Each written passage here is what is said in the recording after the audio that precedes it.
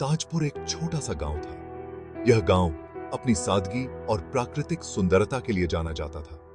चारों ओर हरियाली, खेतों की लहराती फसलें और खलिहानों की महक इस गांव की पहचान थी।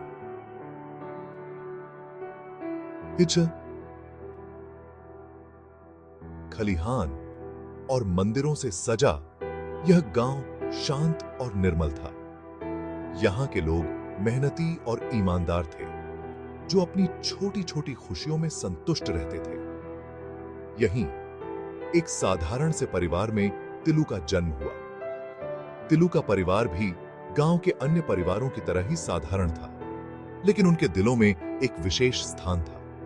तिलू बचपन से ही तेज और साहसी था। वह हमेशा अपने दोस्तों के साथ खेलता और गांव की गलियों में दौड़ता भागता रहता था। उसकी हिम्मत और जिज्ञासा ने उसे गांव के अन्य बच्चों से अलग बना दिया था। उसकी आंखों में बड़े सपने थे। वह हमेशा आसमान की ओर देखता और सोचता कि एक दिन वह भी कुछ बड़ा करेगा। उसकी आंखों में एक चमक थी जो उसके सपनों की गहराई को दर्शाती थी।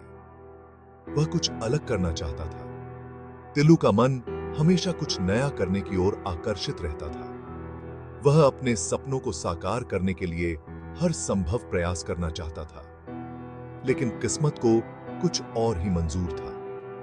जीवन ने उसके सामने कई चुनौतियां खड़ी कर दी। तिलू को अपने सपनों की राह में कई मुश्किलों का सामना करना पड़ा। गांव के स्कूल में तिलू ने अपनी पढ़ाई शुरू की। स्कूल में तिलू ने कई नए दोस्त बनाए और कई नई चीजें सीखी, लेकिन उसकी रुचि पढ़ाई में कम और अन्य गतिविधियों में ज्यादा थी। लेकिन पढ़ाई में उसका मन नहीं लगता था।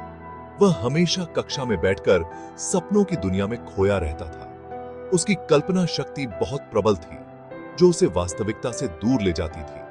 वह हमेशा कुछ नया करने की सोचता रहता था। तिलू के मन में हमेशा नए नए विचार आते रहते थे। वह अपने दोस्तों के साथ मिलकर नए नए खेल और गतिविधियां करता था। छोटी मोटी शरारतें करना, दोस्तों के साथ घूमना, यही सब उसे अच्छा लगता था।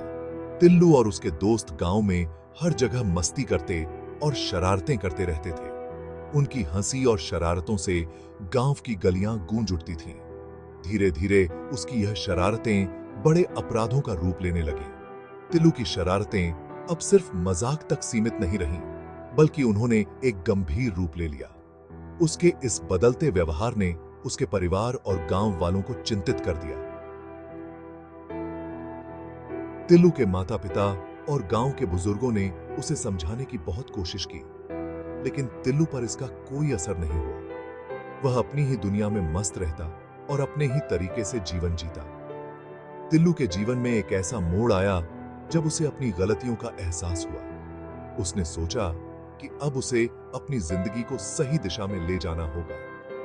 तिलू ने ठान लिया कि वह अपने सपनों को साकार करने के लिए मेहनत करेगा और अपने परिवार का नाम रोशन करेगा। तिलू ने अपनी गलतियों से सीख ली और एक नई शुरुआत की। उसने मेहनत और लगन से अपने सपनों की ओर कदम बढ़ाया। तिलू की यह कहानी हमें सिखाती है कि जीवन में चाहे कितनी भी मुश्किलें आएं, अगर हम सच्चे दिल से मेहनत करें तो हम अपने सपनों को साकार कर सकते हैं। तिलू का साथ गांव के कुछ आवारा लड़कों से हो गया। ये लड़के अक्सर गांव के नुक्कड़ पर इकट्ठा होते थे, जहां वे अपने दिन बिताते और रात को छोटे मोटे अपराधों की योजना बनाते। ये लड़के चोरी, लूटपाट जैसे छोटे मोटे अपराध करते थे। कभी किसी के खेत से फसल चुराना तो कभी किसी की दुकान से सामान उठाना, ये उनके लिए रोजमर्रा की बात हो गई थी। तिलू भी उनके साथ शामिल हो गया। पहले तो वह सिर्फ देखता और सीखता था, लेकिन धीरे धीरे उसने भी इन अपराधों में हिस्सा लेना शुरू कर दिया। शुरुआत में तो उसे डर लगता था।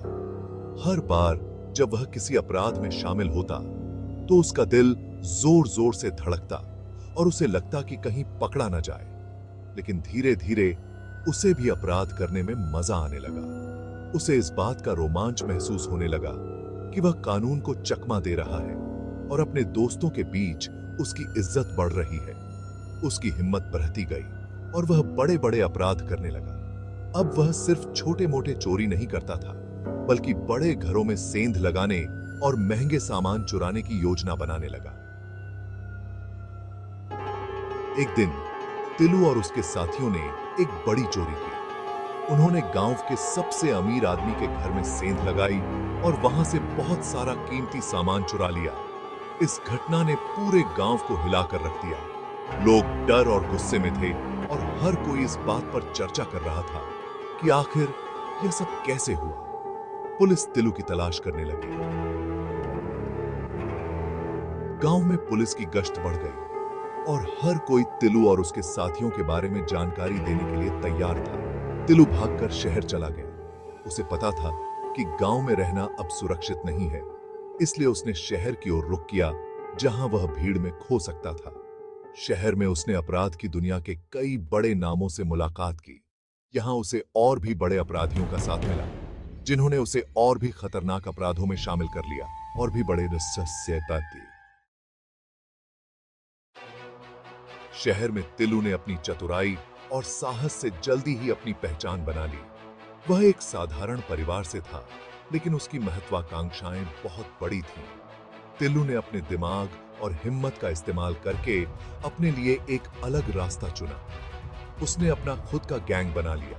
यह गैंग उसके लिए सिर्फ एक समूह नहीं था, बल्कि उसकी ताकत और पहचान का प्रतीक बन गया। तिलू ने अपने गैंग के सदस्यों को अपने परिवार की तरह माना और उन्हें अपने साथ जोड़ा। देखते ही देखते उसका गैंग शहर के सबसे बड़े और खतरनाक गैंग में से एक बन गया। तिलू और उसके गैंग ने शहर में अपनी धाक जमा ली। वे हर जगह अपनी मौजूदगी का एहसास दिलाने लगे। उनके पास हथियार थे, ताकत थी और सबसे बड़ी बात, तिलू का नेतृत्व था। तिलू ताजपुरी अब तिलू भाई के नाम से जाना जाने लगा। उसके नाम का डर और सम्मान दोनों ही शहर में फैल गए थे। लोग उसे एक नेता के रूप में देखने लगे थे और उसके गैंग के सदस्य उसे अपना आदर्श मानते थे। तिलू के पास अब पैसा, शोहरत, सब कुछ था।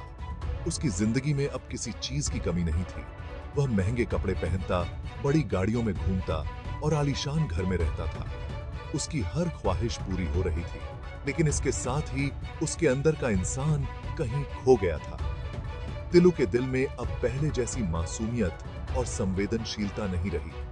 वह अपने ही विचारों में खोया रहता और अक्सर अकेलापन महसूस करता। वह निर्दयी और क्रूर हो गया था। तिलू का दिल अब पत्थर जैसा हो गया था। उसे दूसरों की भावनाओं की परवाह नहीं थी। वह सिर्फ अपने फायदे के बारे में सोचता था और किसी भी हद तक जाने को तैयार था। लोगों को डराना, धमकाना, उनकी जान से खेलना उसे अच्छा लगता था। तिलू के लिए अब यह सब एक खेल बन गया था। वह अपनी ताकत का इस्तेमाल करके दूसरों को नीचा दिखाने में मजा लेने लगा। उसकी जिंदगी में अब सिर्फ सत्ता का नशा था।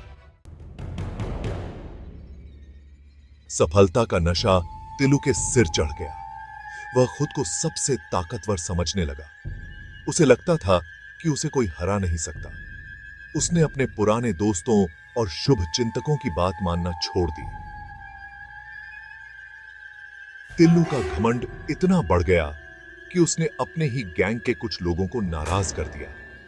उसने उनका अपमान किया और उन्हें धमकाया। यह उसकी सबसे बड़ी गलती थी। तिलू के दुश्मन उसके गिरने का इंतजार कर रहे थे। उन्होंने तिलू के गैंग के नाराज सदस्यों से हाथ मिला लिया, उन्हें पैसे और ताकत का लालच दिया। धीरे धीरे तिलू का साम्राज्य कमजोर होने लगा। उसके अपने ही लोग उसके खिलाफ हो गए थे। तिलू को समझ नहीं आ रहा था कि वह क्या करे। नहीं। एक दिन पुलिस को तिलू के ठिकाने की खबर मिली।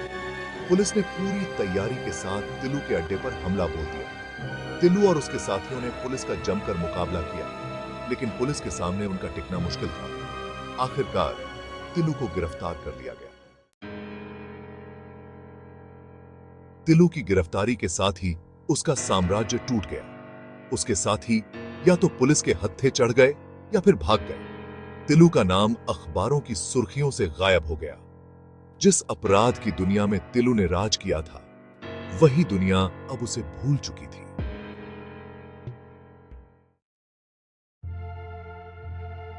तिलू को कड़ी सुरक्षा वाली जेल में बंद कर दिया गया। जेल की चारदीवारी में कैद तिलू को अपने गुनाहों का एहसास होने लगा। जिस सत्ता और दौलत के लिए उसने सब कुछ दांव पर लगा दिया था, वह अब उसके किसी काम नहीं आ रही थी। अब उसके किसी काम के डेट्स